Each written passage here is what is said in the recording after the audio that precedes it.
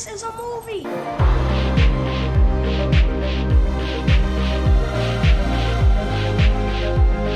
Keep repeating.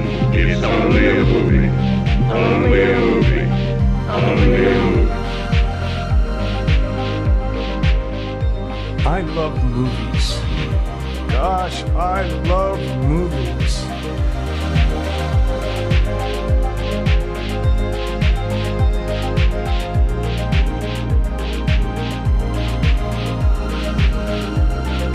Listen to the Matt and Mark Movie Show. Speaking of moist, it's the Matt and Mark Movie Show. We're here with a new episode. We're going to be topical this week. We, last year, Mark, around this time, I don't know if you remember, we reviewed Thanksgiving with our buddy Kevin from The Real For Real. So if you're like, hey, how come you guys aren't talking about Thanksgiving, the Eli Roth horror movie? It's because we already did that shit a year ago. So if you are desperate to hear us talk about Thanksgiving, it's a year ago, dude. If you're desperate to hear us talk about that movie, shout out to that episode. Go check it out. It's also great because Kevin is a fantastic guest and a friend of the show. And check out The Real For Real, because I fucked it up last time. You did, but you did well today. You did good on it just now. You did it very moist. It just slid out, you know? So what we're doing... This list should have been for the Showgirls episode. Oh. So what we're doing this week is, instead, we're being topical in a different way. We are going to be reviewing Black Friday, the horror movie about the Black Friday shopping event. More to come on that later. Housekeeping, Mark. We've got a YouTube. Most of our episodes are on YouTube. I'm going to tell you something. I did not put the Showgirls episode on YouTube last week. It just became too much of a challenge to figure out what to do so they wouldn't, hide it, so that all my work wouldn't be in vain. And at a certain point, I just kind of gave up, and I was like, fuck this. I don't care. So, welcome back, YouTube listeners, if you've missed us. We did have a show last week. It's just audio only. You want to like and subscribe to our YouTube? Find it in the show notes. Check us out there. Do like and subscribe. We do try to put every episode on YouTube, except for the super X-rated one, like Showgirls. We're still on Instagram at the Matt and Mark Movie Show. And we have a voicemail. That voicemail is 707-948-6707. Segue. We actually have a voicemail this week. It's been it's been a minute since we had the last one. It's been like a month or two, right? Maybe a month. We used to get these all the time, and they were usually always from Jeff. And Jeff is back. So, well, he was living in his car at that point, so I don't think he had anything else to do. You're right. What else was he going to do? Because you're right. You can't even, if you want to watch a Netflix or something, you got to prop it up on your phone or some shit on the steering wheel when you live in your car like Jeff. Jeff is back this week. So, really quick capper for people previously on. We thought we were going to hear from Jeff last week in our X-rated Showgirls episode, because he was all over it on the Instagram. Oh, my, that was so cool, man. And I was like, Jeff, America needs you. Come and leave us a voicemail. And that fucking guy did not. So he's returned this week. He disappointed America. He disappointed his country and his countrymen. And I think he has a response to that. So here is Jeff from the Love of Cinema, friend of the show, Jeff. New voicemail. This is a fucking Matt and Mark Movie Show exclusive. New Jeff voicemail. Fucking get ready. Dodson, we've got Dodson here. If I was cool, if Asbot was cool, he would have had Jeff's name in there. He would have had the Jeff cut in there, but he's not that good. My name is Jeff. All right, here we go. Jeff voicemail. Take it away, Jeff. Roll it, Asbot. Hey, Matt and Mark. It's your friend Jeff from the Love of Cinema podcast. Sorry I didn't call you last week. I had a gnarly ear infection, which I still kind of have. Oh, Jesus. Also, sorry that still it's use your really noisy mouth. driving. No, I'm kidding. I'm just walking along the noisiest road I could for a voice message. I hope this voicemail finds you well. Mark, I believe I sent you a party invitation that it says you opened but didn't reply to. That's okay. You're not alone. Mark, you got a party invitation. I'm going to just pause throughout this message now. Mark, here's what we learned, Mark. He had an ear infection last week. That I am sorry about. I'm sorry, Jeff. And in Jeff's time of need, we mocked him, so I'm sorry. And Mark, you have some kind of a party invitation. You have not answered it. Hey, Matt and Mark. Oh, it's shit. Friend Jeff, which I still kind of have. Here we go. Also, Sorry. sorry that it's really noisy. I'm driving. No, Oh! I'm kidding. I'm just walking along the noisy road. Oh, I missed that the first voice time. message. I hope this voicemail finds you well. Mark, I believe I sent you a party invitation that it says you opened but didn't reply to. That's okay. You're not alone. I apologize. Hope to see you there. He fucking called you out, Mark. Ladies and gentlemen, if you want Mark to do anything, just call him out on it live on the show, because then he has nowhere else to turn. What's the phone number again? If there's any ladies out there seeking child support, I implore you to call the show and leave a voicemail. 707-948-6707. Let's take it away, Jeff. Hey, Matt. You're not alone. Here we go. See you there. I just listened to myself on a different podcast, and my voice sounded like shit. It pitched me up too high. No. That's not why I called, though. I called because I'm pissed that Glickid is this weekend, and being a person with a musical theater. What the fuck is Glickid like a... Wait a minute. Wait Is a minute. that a Jiminy Glick special? Is it... I think I understand, Mark. It's like a Barbenheimer. Is it like a Gladiator 2 and Wicked together, Glickid? Is that what he's doing? Oh, Because don't maybe. those two movies open this weekend? I think so. Right? I've never heard somebody say that. Glickid? You know what? It's weird. It feels as though Wicked should have been out a while ago because I've Yes. seen ads for it forever. It's all... Oh, I went to the cinema this past weekend. It threw up all over my theater.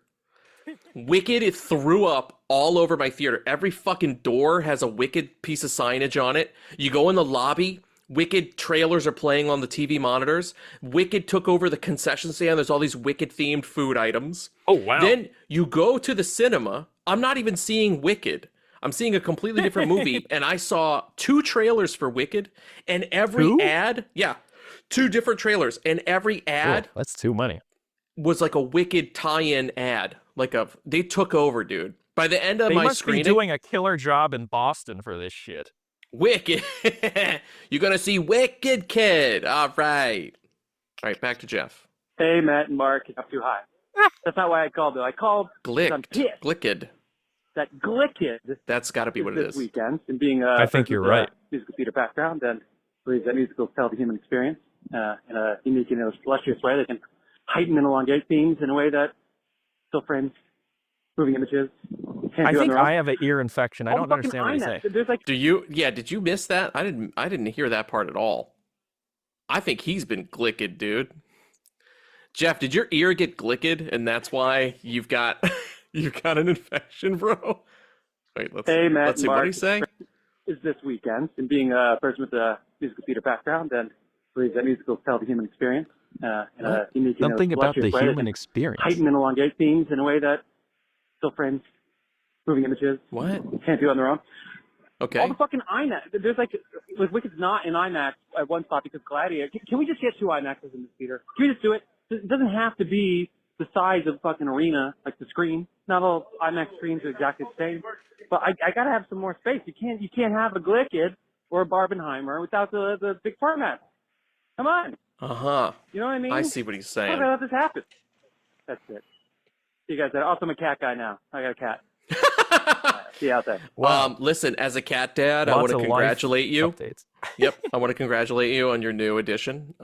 Welcome to the Cat Dad Club. It is a good club. We meet every 6 weeks.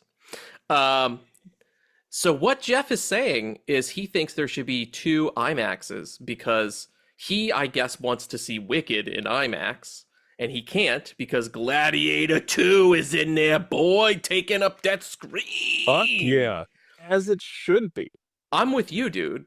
I feel like if you're gonna see one of those in IMAX, it's fucking Gladiator 2. It begs for the largest format possible. It's Yeah, you not want to like see a musical or people getting dismembered in Don't the you wanna see- Colosseum? crazy syphilitic apes destroying each other in a Roman Colosseum in fucking IMAX. I do. You know what I mean? And Wicked you could see in a Dolby. It's probably in the Dolbys. That's a nice presentation. Dolby's fucking awesome, by the way. Gorgeous. So Gorgeous. But I feel like the height, But- the scale, right, of IMAX, don't you think if you had to give it to one of these movies, you it's can give more it to for gladiatorial combat. goddamn right, dude. It's the moistest choice. You gotta get Gladiator 2. All right, listen though. I do think he's right. I do think. Let me ask you that, bro. By the way, I do not agree with having 2 IMAX screens that are just I'd rather have one One big mega one. fucking IMAX. If they did that at the AMC in Lincoln Center, that the Lincoln 13, if they split that up to have like 2 shitty IMAX theaters, that would be such a bad move in my opinion. I want one I think massive I screen. might agree with you, dude. I also think they should just have more premium theaters. Like, have more Dolby Cinemas. That's what you need more of. Don't just have 1 or 2. If you have 10 screens, 5 screens should be Dolby screens. I will say this, instead of taking that IMAX and having 2 shitty ones, kill off all those tiny theaters that nobody goes to. They're like for the late night shows where they're just tiny and they're by the toilet. Just They smell like demolish the toilet. those. Give Yeah. us 100% premium experiences because that's the only thing that will really bring people out. I always feel disappointed when I go out and I'm like, oh wow, I'm in the tiny screen. I feel as though I should have just stayed at home at that point. Dude, I remember you and me saw Tusk, the Kevin Smith movie, at that Lincoln Center IMAX theater, but we saw it in one of they were given Tusk like the shitty screening room, and it was like across from the fucking toilet, and it smelled like sewage. Remember that? The whole screening? Yeah, that one The whole theater, time. the cheap, once it gets pushed to like the later night shows and it's, maybe a month into its run, you go into the toilet theater. You go to the toilet theater. Yep. Those are pretty awful. Smells like fucking dung. That becomes Hey, you know what though? What if instead of it being shitty, what if they wouldn't have to take the quality away? What if there could be 2 identical IMAX rooms? It would never happen because it's too expensive and it would take up too much of a footprint. But that would be kind of nuts if they could have 2 identical IMAXs at differing ends of the theater. Would be amazing. Okay, if you go into the East Wing, I'm for that, yeah. right, as IMAX 1 or West Wing as IMAX 2, right? That's pretty sweet if you could do that, but I don't think they could do it. No, they're too cheap. The Also, other thing come too on. is it's like I feel as though that's one of the reasons why people aren't really going to the movies. You go to the premium theaters for the most part. At least this is from the New York perspective and my little experience out here. The premium theaters always are packed.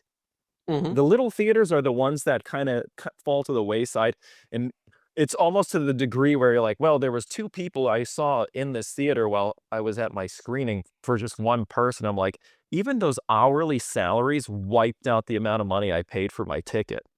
Like, Oh, how is that 100%. even profitable? And that's not even counting like the electricity, the air conditioning, the staff, the upkeep of the theater, whatever server shit they got to do. Yeah, dude. I'd rather have fewer theaters inside the theater itself and more premium experiences that were maintained Yes. better, Good Sometimes you call. go to like the Dolby theater and there's like a big fucking ass tear in the seat, and it's kind of Ew. like I guess that's why like that AMC at Lincoln 13, the last time I was in New York City, there was this huge ad campaign in front where how they'd have a big poster of like an up and coming movie. This one was Yep. like, we're replacing all our shit chairs. Like, okay, cool. Was it the image of the guy like in the 4DX where his recliner's floating above the street? And he's like, oh, you know what I'm talking about? Oh. That's Jeff when he leaves us a voicemail. He's floating down the street in a recliner. Hey, Jeff, thanks for calling in. Friend of the show, Jeff, our buddy from the Love of Cinema. Dude, Call back more often. Have you checked out Love of Cinema on YouTube lately? No, I haven't had a chance. I have been very busy, but I happened to when I saw Jeff call, I was like, let me see what's going on their show. Dude, Jeff has a full beard. I did see that. Have Yeah, you it looks seen pretty that? good actually. He looks Nice good. beard, Jeff. He looks like he's in The Thing. Like he's like a guy like an Arctic base. It's a good look for him. I'm saying it's a good look. Jeff, welcome to the Beard Club as well. You're a beardo with a cat now. And that's exactly who I am. So Those welcome, are two buddy. big developments in Jeff's life. Huge developments, bro. And he's gonna get glicked, son. Glicked. Glicked sounds disgusting. Is It's like glicked? moist. Is it worse than moist? Might be. Glicked. It sounds like a disease. Oh man, I got Yeah. glicked over I the got. weekend. Oh yeah. She said she was clean, but I'm I got so glicked. sorry. I got glicked. That's what everyone in Showgirls had. That's right. You go down to Tijuana for a weekend, you get glicked. Right. Mark, do you want to go into our new segment, Show Me Your Disc Man? Yeah, sure. Here we go. It's our Let's brand do new it. segment, people. We debuted it last week. YouTube people, you did not know about this because it doesn't exist on YouTube. I know. We introduced it. We introduced a whole new segment. That's typical for this show. We don't have any music or fanfare for it yet. We're going to get there. But And it's a very new visual segment. too, because we're holding It's so, I shit know. up. I'm like, people are listening to this and they're like, what the fuck, bro? Like, who ca-? Okay, so we have a new segment. We debuted it last week. Mark created this segment. It's called Show Me Your Disc Man, and it's where we talk about new physical media pickups, new hauls that we have. So, Mark, show me your disc, man. What do you got? Okay, sure. What if I just rip my pants off? Here's what I got. Click it. Thank you, Tommy and Matt, for getting me back into this. I bought this movie because I haven't seen it in forever, and it was Marathon Man, and it was like Oh, $18, and holy I've never. And shit. the only time I've seen this movie, I've never seen in the theater. It has had revivals, but I've not seen it in there. So the last time I saw the movie was on DVD. This will be the first time I've seen a good Oh, copy of shit. Marathon Man. Is So it scored safe? this. Is it safe? Yeah, you know what's crazy though? It's like just going from the DVD era to the Blu-ray era. It's like I'm looking at the graphic design on some of it. It's terrible. It's like nobody knows how to format and space things. It's got like minimal features. Yeah, that needed a good lovin', like a good piece of art commissioned for the cover. It's Yeah. Marathon Man's a pretty big deal. Yeah, it's pretty standard art. Actually, I like the title treatment, but that's about it. It is pretty cool. They Yeah. always do that thing where they try to like modernize it, which I do appreciate. But once you get to the back, it's just like It's a what is fucking this shit garbage? show. It's like, come on, did you Who not put- pay who this put guy that to do out? this? Is that a studio release or is that? Lorber. Oh, Kino Lorber. Good I mean, on it's you. got, if you look at the back, it's got all those, it's got Dolby Vision certification. It's 4K Ultra HD. So, well, hopefully the transfer is good. I guess that's what really matters. But to me, physical media was always about getting the special features. The other thing, too, is this. Oh, you Oh, can't hear it, but Is it hear that? slipping The around discs inside? shaking around. Oh no, one of the discs came loose. Welcome to that. You're But I getting do been- it's so funny. You're basically getting a quick crash course of things that Tommy and I have been knowing about and bitching about for like 8 years. And it's just funny to watch you discover them for the first time because like a slipped disc is something that is like very common. But to Oh, it see your is. reaction, yeah, unfortunately it is, especially with I love Kino, but sometimes their disc handling is not great. Their disc handling, because you get those fucking shaky discs. You can hear it. It's fine. The disc is fine in there. It just came loose from the little stupid Yeah. holder. The only thing I am glad that it's not cardboard. Those were the worst cases ever. Oh, the snapper cases. I like them for nostalgia. Here, I'll go next. We'll go back and forth. This is one, Mark, that you might recognize because my buddy Mark gifted it to me. I got Oh, Wolfman's Got Nards, the Nice, it Monster arrived. Squad documentary, Blu-ray with a slip, Mark.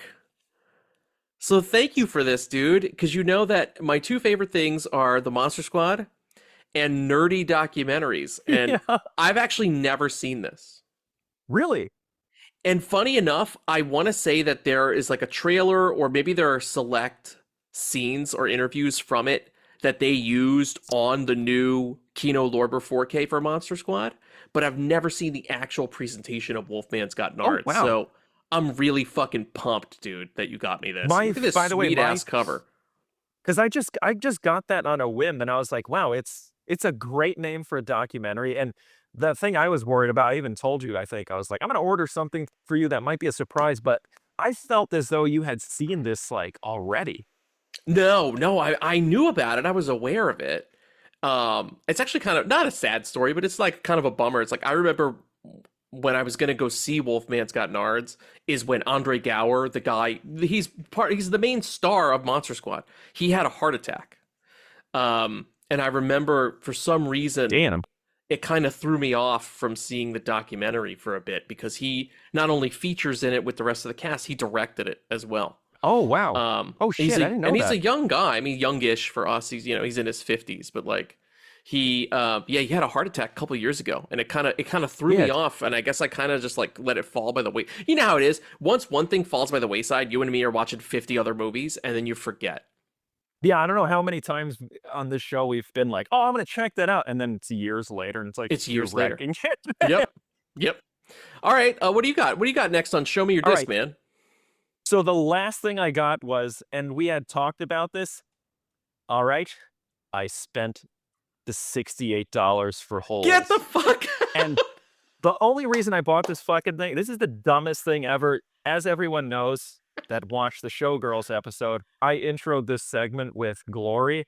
The whole point of this was so I can have them stack on top of each other so it says Glory Holes. And that fucking joke cost me $100. Anyway, I'm never opening this fucking thing. Don't let it be known, Mark's commitment to the bit is one that he will spend his own money on. So I'm actually proud of you for doing that. I had no fucking inclination you were actually going to buy that disc. I That's want to crazy. surprise you on this segment. That's So I didn't fucking say a amazing. word. Well, we should tell people the reason it's expensive is because it's a Disney Movie Club exclusive, and Disney Movie Club doesn't exist anymore, and they've stopped releasing movies under Disney Movie Club. So all of those Disney Movie Club discs became rare the second that club basically got extinguished. Yeah. Do you think they're doing that because they just want people to stay on the streaming platform and physical media is essentially going to get wiped out eventually for at least for Disney, it seems? Not completely wiped out. I think they knew the writing was on the wall, and I only say that because I know what I know now, which is Disney entered a partnership with Sony to help create physical media for them because Sony's so good at it. So they were like, look, we have this great library. We're not that interested in physical media. We know there's maybe a small market for it. Will you come in and create select releases of some of our Disney titles? But like, that's cool, actually. It's very cool, but the Disney Movie Club stuff like that, like Holes, that's never going, like, that's a collector's item. Disney's never going to put the resources behind a proper 4K release of that. I'm talking like they're going to do major shit like the Beauty and the Beast remake, Lion King. They're going to do shit like that. Yeah. What they're not going to do is be like, hey, let's put Honey, I Blew Up the Kid. Honey, I Blew Up the Kid on 4K. I would love that, honestly. They put up Honey, I Blew Up the Kid on 4K. Yeah.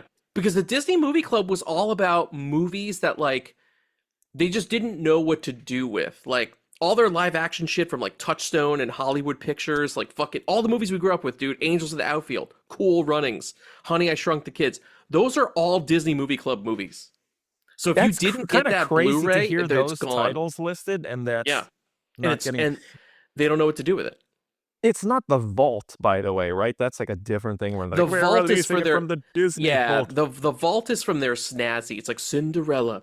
No, dude, this goes in the toilet. Like they have the vault and the toilet. The vault is for the fancy shit. The toilet is where they put, Honey, we Shrunk Ourselves. I keep picking on that. There was Honey, I Shrunk the Kids, Honey, We Blew Up the Kid, and Honey, We Shrunk Ourselves. Oh shit! I didn't think I've seen. Have that you one. never seen Honey, We Shrunk Ourselves? Can I pause for one moment? I am getting crazy allergies and my nose is leaking. Okay, buddy, go for it. I'm sorry about that. Show me your allergies, buddy.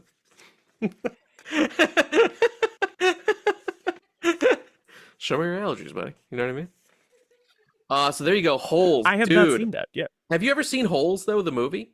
I have, yeah. I It's actually a wrecked it fucking on great the show. movie. It's like a prison movie almost. It's great. right? Yeah, dude. Yeah, it's fantastic. It's like Cool Hand Luke, but for kids. But I think we talked about this because at the time the only thing I knew about is we walked past a poster and I was like, oh look, Holes, and you're like, more like assholes. So that and then for the longest time I had never watched it, and then I think I watched it recently and wrecked it, and now I finally own the disc. And you're like, Matt is an idiot. He was making fun of this movie, and it's a really beautiful film, and he was a dick about it. All right, up next, show me your disc, man. Wanted to show this off. I got the Police Academy collection. Oh shit! Is that like a box set? This is a box set, Mark. This is every Police Academy movie on Blue. It's released by my favorite motherfuckers, Shout Studios. This is all 7 Police Academy movies on Blu-ray for the Jesus. first time together in one set. And I actually love, look at that. That's the difference when you get the commissioned art, dude. Like, I love the idea that each movie's kind of represented with a different like pin on the police cap. That's really cool, actually. Yeah. It's really sweet, dude, but they kept the old school Police Academy logo. Like, that looks like the Police Academy logo from the animated show. Remember that? The shit, dude. I love Police Academy. I mean, now I'm sure it's not cool to like these movies because people are like, defund the police. But, like, these movies are awesome, okay? They're not... It was a different time for police. Dude, people love the police. I remember there's like a kids club and like my friends had, and we were like, go police, because we lived in Washington Heights, which was like a fucking shithole. So people were just getting murdered, and you'd be stepping over like dead bodies and shit. So You were whenever the grateful police when the would go police past, showed we up. were like, go police, and now we're like, fuck the police. Defund the police. Yeah, you're out there singing fuck the police. Yeah, and meanwhile I'm ordering Police Academy collection. People are 1 through coming 7. by. They're judging By the me. way, of those 7 movies, do you have a favorite? Hell yeah, dude. Citizens on Patrol is the best one. Which one is that? What number? Citizens on Patrol is 4. Yeah, Citizens on Patrol, part 4, because it introduces, it's all my favorite shit, dude. It's fucking Zed and Sweet Chuck. It's where Callahan, the hot blonde bombshell cop, comes in. She's got the giant magnum. Like, it's where they got the karate guys in there. It's the best fucking one, dude. It's like whenever anybody mentions Police Academy, I always think about Citizens on Patrol. It's the shit. I'm gonna go check it out. Are those 4K? These are blue, all blue. Mark, there's never going to be a 4K of these. Are you kidding me? They would never. They're like, are we really about to put the Police Academy movies on 4K? Dude, if that got like, if that got a 4K before some of those like, world-renowned movies in the Criterion Collection. Yeah, today That'd be Mark and I were fucking texting hilarious. one of his favorite. Mark loves Tarsum, and we covered The Fall on this show. Or not The Fall, we covered The Cell. And Mark is obsessed with all of this guy's movies. And The Fall is supposed to come out on 4K. Wouldn't that be some shit if before The Fall got a 4K, there was a fucking Police Academy Part 4, Citizens on Patrol 4K? Would you be like, what the fuck?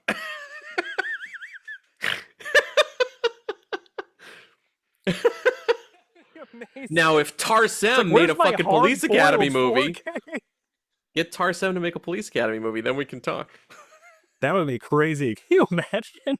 No, I don't want to. It would be so horrible. It'd be so weird. It's such a mismatch.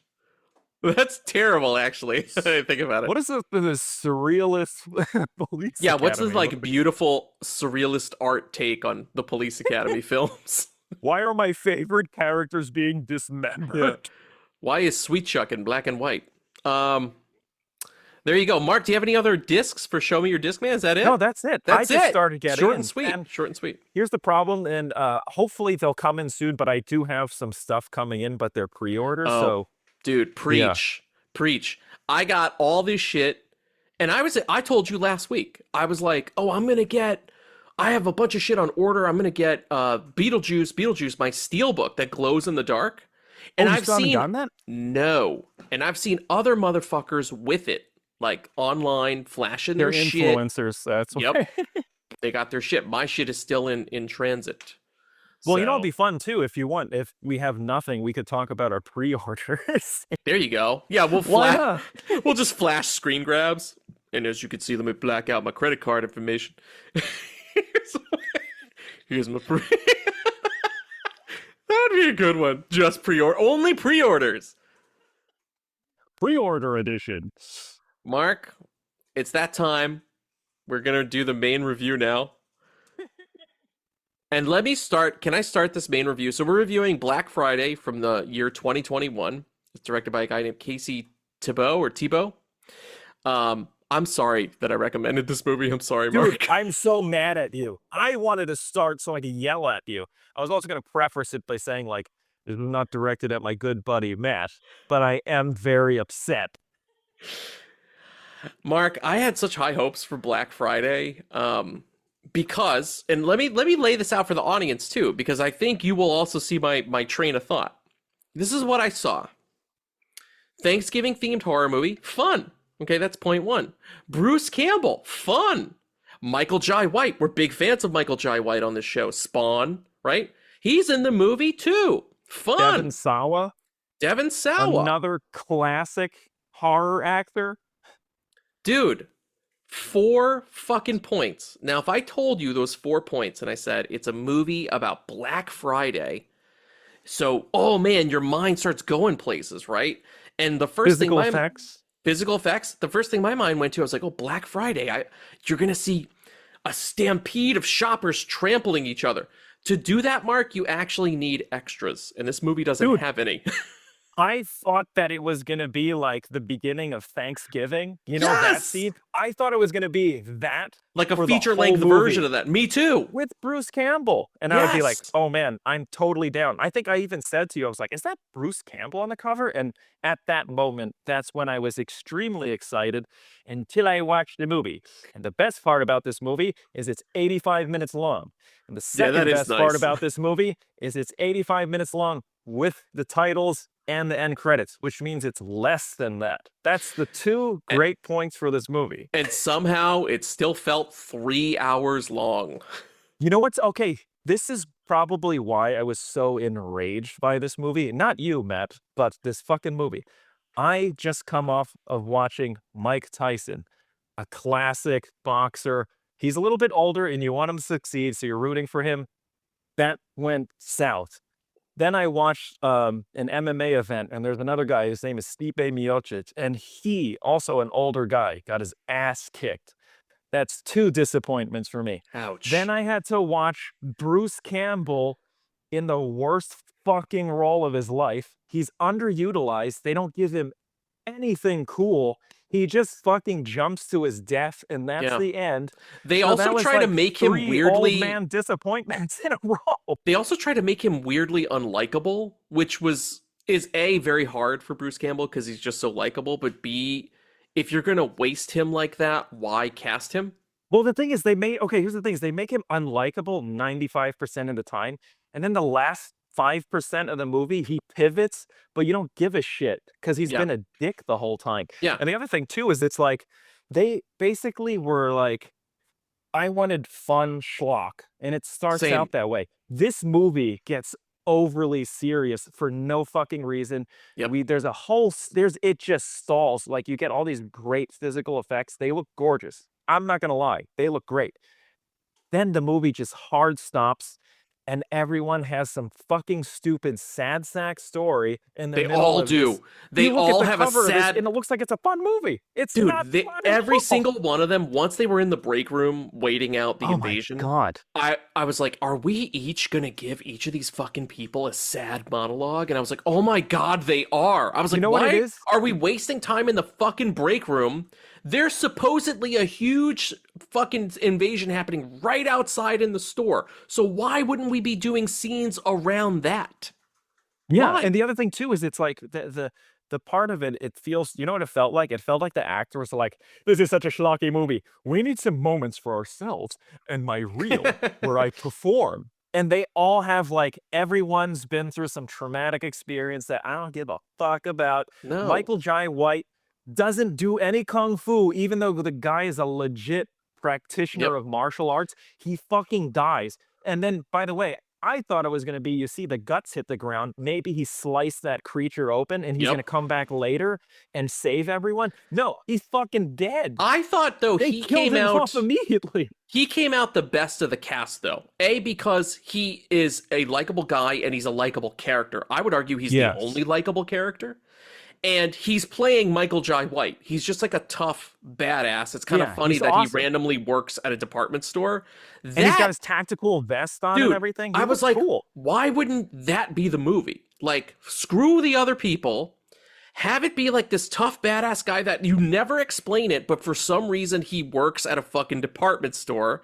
And then when the shit pops off, he goes into Michael Jai White mode. Because every fucking time he was on screen, I was like, wow, this guy's awesome. And you know what I thought about? I was like, damn, dude, not to be this guy.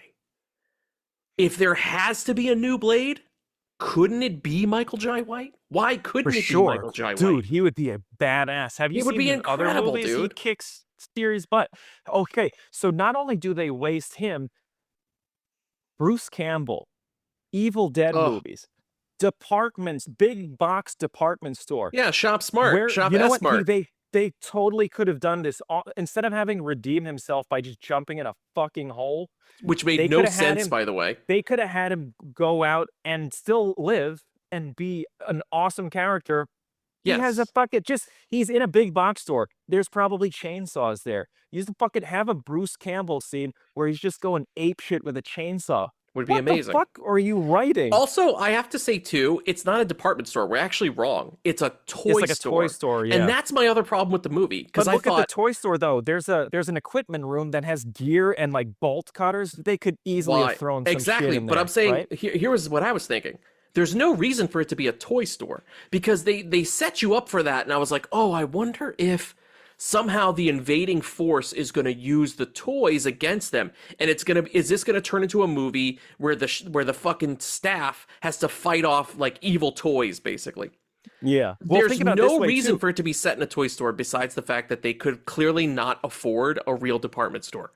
On the shelves, you see TCL TVs.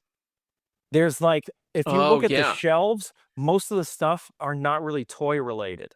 And there was So board it's like, games and shit. You could easily, who gives a shit? The movie sucks already. Just put a fucking chainsaw in a toy store. Here's the- The movie, I was like, who gives a crap? So we Just should tell give us people something fun. the movie is about. Here's what it sounds simple, but here's what the movie's about. It's just about this alien parasite that comes in to the planet, infects somebody. That person is standing in line at Black Friday. That infects other shoppers. And then what we think, I thought it was going to be like The Crazies, where people were going to start freaking out, being super, like Mark said, a feature-length version of the open of Thanksgiving. And I said, the problem is you need extras for that. I think this movie, I suspect because of the year, 2021, I suspect this was a COVID movie. And because of the COVID protocols at the time, I think that you could not have extras. It looks like nobody's in the same scene. It looks like they barely They're occupy the very same spread space. apart. Yeah. Super spread apart. So here's my thing. If you know that there are COVID protocols in play at the time, why don't you just fucking wait? If your whole movie is centered around a setting that is crowded with people, the premise of your movie is about it being crowded with people. If you cannot physically fill the space, why make that movie? Why waste everybody's time, dude? Well, here's the thing too, is like, okay, COVID protocols aside, there are many scenes where they have to be in close contact. So to me, that's not really an excuse. You know what I Yes. mean? It's like Yeah. your goal is to get people to watch your movie. You've already acquired a good cast. Use these people. And think about it this way. If like you were saying, you see Michael Jai White and you see Bruce Campbell in a movie, you're expecting super fun Yep. and lots of like crazy over the top violence. But in this movie, you just get like acting scenes of like people practicing their monologues for you Yep. know, their, like I said, it just felt like these are real moments for the actors so they can at least come away with something. But the thing is, the audience is left with nothing because the other thing too is the creature effects are pretty cool. That last thought they were creature good. by the way, the concept of it is cool. It's like all these ex-shoppers were taken over by an alien and they all merged to form a super creature. The super creature looks cool. The only problem is it doesn't move anywhere It doesn't outside do of that. anything. It just stands there. Yeah. It's like this movie is so flat. The camera work. This is when you realize, like, when you get to the top tier of directing, camera blocking, movement, positioning, how important that is. This movie was just like handheld, Yep. stationary shot. It was one of the most. This was movie like was so boring that shot. when I saw the boxes on the shelves, I'm like, you know what? I actually have to repack my Amazon returns. You were thinking So as I about was running watching this errands. fucking movie, I was You like started- packaging my Amazon because nothing was Oh my happening in god. this movie. Mark started to do fucking chores. Let me tell you what I was thinking about during this movie. I was hungry. I wanted to have a snack. At one point, I dozed off. I dozed off when they went into the break room. I woke up, I rewound it, and I was like, oh, all I did was miss a bunch of monologuing. Dude, I don't that care. is like one of the longest scenes in the whole movie, too. Bruce Campbell kills himself. It's supposed to be this whole heroic sacrifice. Dude, within the logic of the scene, It does nothing. The building is on fire. What's he throwing himself into? It's not like he's going to throw himself to activate a bomb or to jump on top of the alien. He's basically doing it to close that door. That's it. Which they Like, already you had couldn't have him closed just- before. and Which the thing was is, so stupid. He's jumping on it and the hands are retracting. Yep. And he opens it up full and jumps in. Like I said, maybe if they did something cool where he jumps in with a chainsaw and you just hear sounds, because he's That old, would be whatever. that Here's would the be thing, kind of this still a is- cop this- out, but Well, yeah, I know, That but would be a think about fucking this. cop out. No, but what I was saying is like he could actually come back and survive at the end covered in blood as a budgetary way could of be showing fun, that I guess, yeah. Bruce Campbell. Well, what do you think's better, that or him just jumping and then that's Well, this is my main problem with the movie. This is what I was going to say. Nothing in this movie. There are 0 creative kills. There are 0 creative sequences. Like the hype, the concept. When I tell you I want to make a killer Black Friday insane shoppers movie, you're already thinking of shit. Mark already came up with 10 fucking things that you could do, right? And this movie does none of them, and the things it does are incredibly generic. There's no life. As you said, you have Michael Jai White, a guy that clearly knows how to fight on screen. The most he does is throw someone across a shot. That's all he does. The kills that happen, they don't do any funny things with the toys. The only funny thing they do, not even funny, I should say, the only like semi-creative thing is there's like a malfunctioning teddy bear that is going to blow up at some point. That you went kind of know it's going nowhere. to blow up. That went nowhere. But at least there was thought put behind, oh, let me connect we're in a toy store. I could do a bit with a toy that's malfunctioned. Like that at least showed some forethought, you know what I mean? The rest of the kills were so generic, I can't even begin to tell you what they were, Mark. They were just there. You know when we watch horror movies, we'll always ask each other, like, What's your what was favorite your kill? favorite kill? Yeah. I wouldn't even insult your intelligence by asking you that question. The only thing I liked, let's do this, let's challenge ourselves. Was there anything you liked in the movie? I'm Okay, gonna say that's an easy one for me. It would Yeah. be the physical effects when the meteor first shows up and you see it growing. That's cool. The CGI creature at the end was very well done. It didn't do anything, but the character design itself was cool. It's like The Thing meets, Godzilla almost, which I Yeah, thought was cool. yeah. And maybe if you had a chase sequence at the end where this thing was, I mean, I guess they didn't have money, but whatever, ask for more fucking money because no one's watching this shit anyway. Have them get chased by that creature. The ending is just like, let's get pancakes. By the way, Devon Sawa calls this one character kid. And Yeah, they're like the same They're age. too close. It almost makes him feel like he's like a pedophile. There's something really odd about this whole movie. And I know you said to list something that, so I'll go with the physical effects were pretty good. And that's it. Yeah, I'm with Mark. I think the two things I liked Michael Jai White, but that's just because I like him a lot. And he was also the only passable, likable character.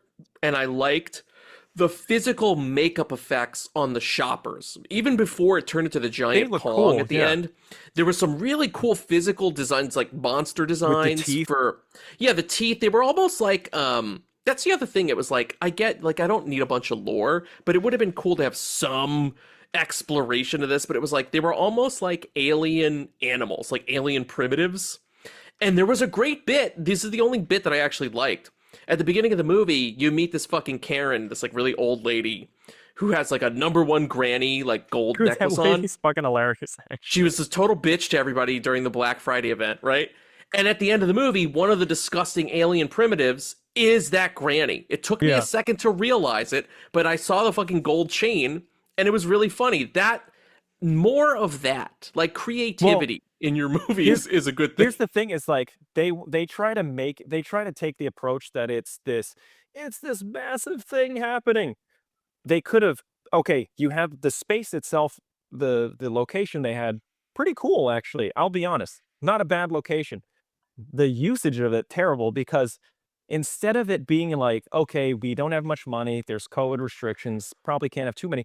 They could have just did it like it was a cat and mouse maze inside this huge store. Yes. Where it was more about jump scares and building tension through them walking through the aisles and stuff. And maybe they have to find these creatures and kill them all before they get out of the shop. They could have done Yes. something cool like that.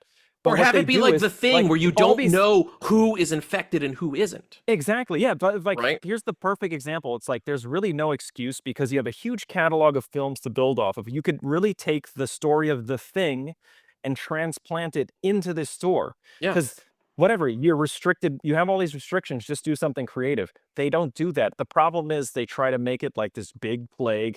And by the way, every creature just, I don't like this at all anymore, where it's just the creature just screams. It's like these Yeah. creatures scream. The Nope. big creature screams.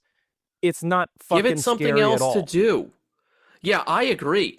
I also think here's the other funny thing, and I started laughing about this. I know we went on positives, but fuck it. There's no this movie fucking blows. Here's the other funny thing. So there's a bit where you're outside and you're like, okay, we're holding the people for Black Friday, so they, we have to like pace the shoppers as they come into the store. But when you cut into the store, there's a line of like 20 people outside. When you cut into the store, you're expecting it to be like elbow to elbow. Dude, there's like 5 shoppers maybe. So I was like, why the fuck are they holding people outside? There's no one in the fucking store. No one is shopping. I was like, it was ludicrous. Every time they cut to that fucking crowd outside. That was it. There should have been more of that. You know what the other problem too is? It's like you have so many past movies that handle this so much better. Even like I said, Jingle All the Way has a better scene for a pandemonium of crazed shoppers charging than this movie. Yeah. And it's kind of like that. Like if you and I are I mean, it is called Black Friday. To make a Black Friday movie with no crowds is a huge misstep. Yes. COVID or no COVID. Like you said, they should have just shelved it and come or up just wait. Just wait. Just come up with a different strategy. Exactly. Or if it can't be a Black Friday movie that begs for crowds and people elbow to elbow and stampedes, turn it into The Thing, where it's like, oh shit, there's something going on outside the walls. It's like The Mist. We can't leave the store. One of us is infected. We don't know who. You could totally do that, but that's a different movie. Right? No, I know, but the thing is, it's sort of like you have like I was saying, you have this huge back catalog of inspiration to. Yeah, dude. So there's honestly no excuse nowadays if you can't come up with an idea or reimagine an idea because you can just take bits and pieces. You could fucking go to Chat GPT and ask it to make a good Black Friday horror movie, and it would have wrote a better one. It really would have, dude. All right, so that actually Mark, makes me realize like. The act of filmmaking is tough. Yeah, it is. You can have very craft is tough. It's sort of can you? I mean, do you think about it? Like on paper, this movie sounds great. They scored the Black Friday title.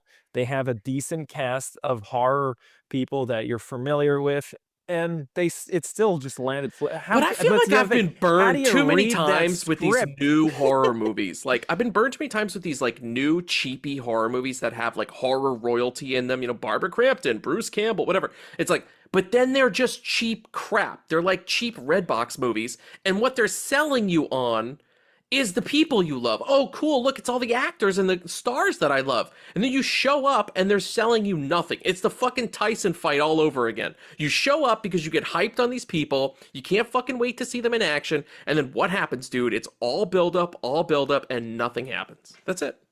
I actually have a question for you regarding that. Do you lose respect for those actors? Because they had to read this shit. A little bit.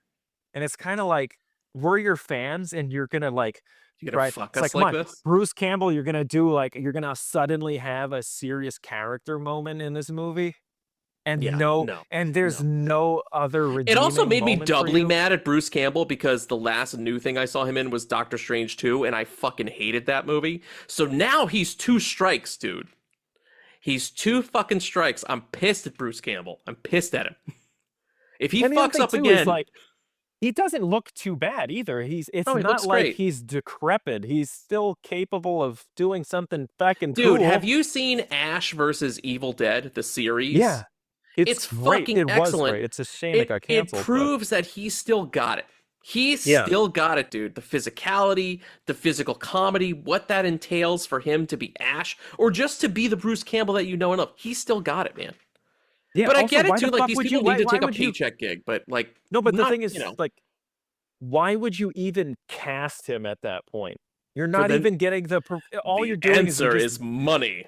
No, but the thing is, it's like all you're doing is you're just setting yourself up to get made fun of because you know that you should know your audience. That's what it boils down to. Know Yeah. your audience. What did they expect out of having Bruce Campbell in a movie? And it's definitely not that. I don't want to have a bad, I don't want to think of Bruce Campbell's like, if that's, say, for example, this is the last time you see Bruce Campbell, do you really want him to go out on him being like a shitty store owner that's only in it for like some narcissistic power trip? It's like, No. what a fucking terrible character to give him. Yeah, I agree. And also, too, here's what's really weird. Unless this credit was part of the reason he did it, he produced the movie. Did you notice that? Produced by Bruce Campbell. So I was like, is the reason you did the movie Is it in so name that only, though? That's what I'm wondering. Like, they gave him a credit. Like, part of him agreeing to do the movie was so he could get a producer credit. And you know how, like, people do that for the guild? So they go to PGA. Yeah. And they're like, look, now I'm in the Producers Guild. Yeah. If that's the reason, dude, it's fucked up. But, okay, I could kind of understand the thinking.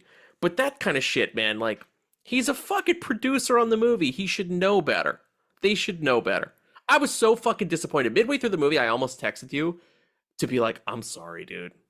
You that should I chose have. this. I shouldn't have fucking... if only. I was duped, Mark. I was duped. I do want to highlight a better new horror movie that doesn't have any big names in it. That kind of has a way better premise and a way better execution. It's a movie called Mayhem, and it stars Samara Weaving and That's a good movie. the guy who played Glenn from The Walking Dead. I can never remember his fucking name. I'm sorry, Mark. I know he's an Asian guy. I can't remember his Stop name. Asian hate, Matt. Hashtag Stop Asian Hate. You know that we stop Asian hate on the show. They're in a movie called Mayhem. And if you have been avoiding that movie because you think it's like a cheapy Redbox movie, don't. It's fucking great. And it's like the Belko Experiment. Remember that movie? But better. Because it's Belko actually really Experiment well was done. not They too bad. commit to the violence. It's all there. It's people going nuts, butchering. It's exactly what you think it's going to be. It's what this movie thought it was going to be. That's kind of what I expected, like that level of violence, that level of insanity, right? And it's just, you know what this reminded me of, dude? Like, and I hope that none of our friends who make films take offense at this, because I'm not thinking of anyone in particular, but it's kind of like when your friend makes a movie and you're like really proud of them because they've like used real gear, prosumer gear and shit, and they've been shooting like every weekend for the last 6 months, and then they screen the movie, and you go screen the movie and you're proud of them, but the movie's just not good because it's very obviously like an amateur production. There are just things, there And are you're things like, there are levels to this game. exactly. And to me, the two things that always stand out when you watch a friend's indie movie is sound mix and score. They never have those because those things are very costly to do right. And that's how you break the men from the boys. Because if you notice with this movie, dude, there's no fucking sound design. Like it doesn't sound like they're in a space at all, even when they're talking to each other. Like, not to be this asshole, there's no room tone. I don't hear the room that we're in, okay? And then the score, there's no fucking score. Every song is needle dropped in this, and all the needle drops are from cheapy bands who are probably excited just to have their song in a movie. They're not any songs you know. Like, It's from First Com. yeah, basically, like, it's From the exactly. Universal Library. It's Jingle Punks. Welcome to Jingle Punks. Like, but you know what I'm saying? You go see your friend's movie, and the first thing you realize is, oh, right, they don't have any sound design because that shit's expensive. Oh, right, this is a temp score that maybe they borrowed from something else because a score is also expensive. All the sound shit is to me the most vital thing, but by the time you reach that point in the process of making your movie, you've spent all your money. So you're like, maybe it's not that big a deal. We'll throw some songs on it. It is a big fucking deal. Note Sound to indie is one of the filmmakers. most important aspects of movies. I would argue it is the You most can have important. a shittier image and great sound, and I mean, 28 Days Later proves it. Yeah. People will forgive a lot of fidelity issues if the sound is good, I find. You know what? I'm not going to forgive you for recommending this movie. Listen, Here's my it was other time rant. for a I was like, clunker. I give you gold. I give you the professionals. I really like Brothers Grimsby. These are good fucking movies. Brothers Grimsby's fucking funny. The Professional's awesome. No one fucking watches that. I gotta watch this piece of shit. Mark, it's about relevancy. It's topical, Mark, The Professionals is never going to be topical. The Brothers Grimsby, you know what we're going to wind up saying about that movie? It's going to be 10 minutes of us going, that was funny, that was funny, that was funny, that was funny. This actually gave us something to talk about. I would have been properly entertained. That made me want to unalive myself in my living room as I was boxing up my Amazon returns. I was like, 85 minutes of my life just got flushed down the toilet. It's been a while since we've had a clunker on this show. We haven't reviewed well, that's the thing. I didn't go into this knowing it was going to be bad. I thought for sure it was going to be good. I thought Winnie the Pooh shit. Yeah, I thought the movie was going to be good, and we wound up getting a clunker, dude. I really thought. Yeah, this was terrible. I saw, because I don't watch the trailers. All I saw was the poster, the people in it, the premise, and I was like, "This is going to be awesome. This is going to be awesome." This is one of the worst movies I've ever seen. You know what it reminded me of? It was like, what was it? Was it last year or the year before where we tried to review Jack Frost and we got so bored midway through that we just started talking about other shit? I said, this is going to be one of those episodes because I got nothing to say. I think I've said everything I want to say about Black Friday. I don't need to discuss it anymore. There are so many better versions of this idea. Go watch Thanksgiving. Go watch Mayhem. Go watch the opening of Krampus. That whole thing where they're in the department store and they start beating the shit out of each other and it's set to the Christmas music. That's what I wanted. Go watch that. That's what bothers me too, is it's like I guess I'm just beating a dead horse, but it's like you have so much to draw on. You can just copy cool shit nowadays. Yeah. Just fucking copy it.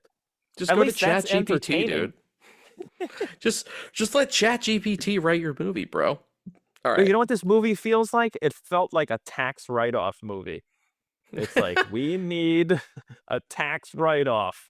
I really felt the friendliness here. Way of doing it. I've really felt the like, oh, my friend made a movie. He's wanted to make movies all his life. He was lucky enough to cast Bruce Campbell. This is going to be really exciting. This is going to be his big break, my friend who made the movie. And then you see your friend's movie and you're like, fuck. Well, this is kind of where the indie filmmaker path splits. It's like you have the guys that do this shit where they're like, oh, it's super hypey, and they have, like you said, good names. And then you have the guys like the Terrifier guys, where they're just like, we're going to make something fucking awesome for the audience. And though those guys take off, and you probably never hear from these guys again. Yeah, I want to know. That's a good point, dude. I want to know if watch this guy have a Marvel movie and totally fuck up my... It's Ant-Man 4. Let's see. Casey... Wait! Remake! No! Here we go. Here we go. All right, Mark. He made... Yeah, I think this is his last movie.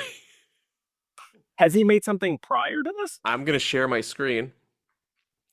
Here's what we got. Here's what we got, motherfucker. Casey Tebow, the director of Black Friday. Here's what he's made. Aerosmith, what is it? He's made a short film, an Aerosmith video. Aerosmith live from the streets of Boston. Aerosmith. Oh man, he really likes Aerosmith. Tech Nine. New York Live in concert. CMT Crossroads. This guy's just like a fucking Happy Birthday. That's a movie. We'll click on that. Steven Tyler out on a limb, man. He really likes Aerosmith. Barely Legal and Black Friday. A 7.1. You know what the thing is? Like, does it sound like he's a music video director, right? It does, yeah. How come he has no visual flair? This movie, dude, Happy Birthday that he made, stars Steven Tyler from Aerosmith. Really? I saw him literally as I clicked it. I saw his fucking Steven Tyler-y looking face. Wait, all right, I'm not going to watch the whole trailer. Barely Legal. One plant could change the course of medical history forever. What? Oh, so it's a documentary. It's just a documentary. Can I just say that's a terrible sign when you're looking through a filmography and you see one super high rated thing and it's always a documentary? Yep. And which brings us to Black Friday. By the way, were you upset as you were watching the movie? I was upset 10 minutes in when it became very clear. I was like, oh no. Like, you just know. Like, I was like, oh no. It's not what I wanted. This isn't what... It's like, if you're so excited and you go to a restaurant and you're like, this restaurant's going to be awesome. Everybody's told me it's so great. Look, it's got all my favorite stuff. I'm really in the mood for this meal. and this shit comes out, like literally somebody threw up on the plate and put it in front of you. You know And what you this were like- reminded? This reminded me of when we go to HHN and we're super excited for a house, and then you go inside and And there's it no blows. one there. And there's nobody there. Yes. And like This felt like a big empty movie. Yep. Like, what the fuck is everybody? Yeah. It's big empty department store set, the movie. Hey, I got a department store for a set, the movie. That's what the movie should be called. That's it. Yeah. That's about as interesting as it gets. By the way, none of this, just so the audience knows, I'm not angry at Matt. I'm more angry at this movie than anything else. Mark is angry Matt's at my life. good buddy. But this fucking movie, though, god damn. It was terrible. It was terrible. We haven't had a clunker in a long time. We were about due, I guess. I really believed, because I'm trying, here's something for our listeners to know, and for you to know. I'm not trying to pick movies that I think are bad. I think it's cooler to talk about movies that we actually like, that we think are good, that we have something to say about, whether they be amazing or just kind of all right, right? Or things that we're interested in. I'm not going to go out of my way to pick a bad movie to dunk on it. I think it's really played. It's also just not something I want to do with my time anymore. So when I pick a movie for this show, it's either A, because it's relevant to what's going on in the world, or we want to talk about it, or B, because I think it actually looks kind of cool. And with all those pieces, again, before you see the movie, you put those pieces, you sell me those pieces, I get excited. And then I show up, and it's a massive kick in the balls when it's this. You know what I mean? It sucks, dude. It fucking sucks. Well, like I said, if you are judging it by like the cover of the poster, I mean, yeah, I could totally see someone being like, oh yeah, this is fucking awesome. This is going to be really cool because it's got like some of my horror heroes in it. It's got, like I said, on paper, it does sound like it's great. And to be honest, you know what I think? I feel as though they should remake this movie, but better. Like, these are the movies that deserve remakes. They have a good premise. Yeah. It's actually a pretty cool premise. It's like now that there's no more COVID turns protocols, dude, Yeah. you could actually get extras and shit in your movie. Wouldn't that be something? Dude, And that'd be nobody great if saw Michael this. You Jai- could remake it. And Yeah. just get Michael Jai White. Cut half the characters, get Michael Jai White back, rewrite the movie so he's the hero of the movie. Boom. Yeah, Done. for sure. That's done. Money in the bank, right there. That's the Basically, other thing it's too. a big commercial Like, for Michael Jai White. Yeah, basically. But the other thing too is like you also not. This will be the last thing I say. You do imagine like yes, even I know I feel as though it should have been in some big box store like Walmart or Target or something. But even in a toy store setting, where was the scenes of them beating the shit out of people with funny toys? Or That's what I said. Sound, you know? Why wouldn't you do interesting things with the setting? If you're going to go for a toy store, do something with toys. Do something with funny scenes. Oh, we have all this Santa shit. Like, oh, there's a Christmas town. There's always a Christmas town in these toy stores. They could have done something funny with that set. Oh, it's a little Christmas train. There's a million fucking things, and they always took the laziest, most generic route possible. And it would be funny too, because there are they could have just made fun of those toys that are like deadly for kids or something and just use those. There's like a ton of stuff they could have done on a budget. there was one good line, and it was Michael Jai White when he knocked the guy over and he goes, how about those door stoppers, bitch? Or doorbusters. How's that for your doorbuster, bitch? Weren't you That was expecting great. that though? Like I More was of that. expecting that throughout the whole It just movie. made me want to rewatch. One-liners and people I was like, getting I want to mushed. watch Black Dynamite and Spawn. That's what I want to watch. Also, by the way, Michael Jai White did a remake of Sudden Death, the Van Damme movie. Oh where shit, he really? plays the Van Damme character. Oh, hold on, I gotta look this up. I've never Wow, seen I it. didn't know that. I love the original Sudden Death, but I'm like, I want to see that now because I'm sure he fucking kicks ass in it. Oh, for sure. I believe He's it's called fucking badass. It's called Welcome to Sudden Death. They kind Is of it elongated the basically- title. It's Sudden But- Death. Is it like the same universe? No, it's a reboot. It's a remake. They remade it. Oh shit. Okay. Yes. I think you and I saw that movie, right? What a bizarre universe where it'd be like, this shit happened again? The same hockey stadium got taken over by paramilitary types. And we need a fire marshal, not a policeman, not an army man, a fire marshal to come in and whoop ass in here. Dude, people would be like, what the fuck's going on in this town? I'm never also, the going to other a thing is- hockey game. No one probably even knows what sudden death is, so you could easily That's do why it. they remade it. That's why they remade it. No, that's why I was saying, it's funny, the way you phrased it. is this in the same universe? It would be like, how fucking crazy would it be if this was a sequel or a spin-off where the events of the first sudden death had happened, and then they were like, 20 years later, it happens again. Same stadium. I can even have a cameo from Van Damme, and he's like just watching all this shit on TV, and he's just like, here we go again. Again? What is this, overtime? That's a good joke. Hilarious. Yeah. Oh. Merde. Hey, put on the fight. Click, click. They change over, and it's the Tyson Paul fight. He's like, this is bullshit. It's just Tyson's ass. Little wobbling there. That's all I got for Black Friday, Mark. Mark, can we do Get Wrecked now? Yeah, yes, please. I'm sorry to my friend Mark. I'm sorry to the audience. This was you know who should really be sorry? It's not me. Bruce Campbell should be sorry.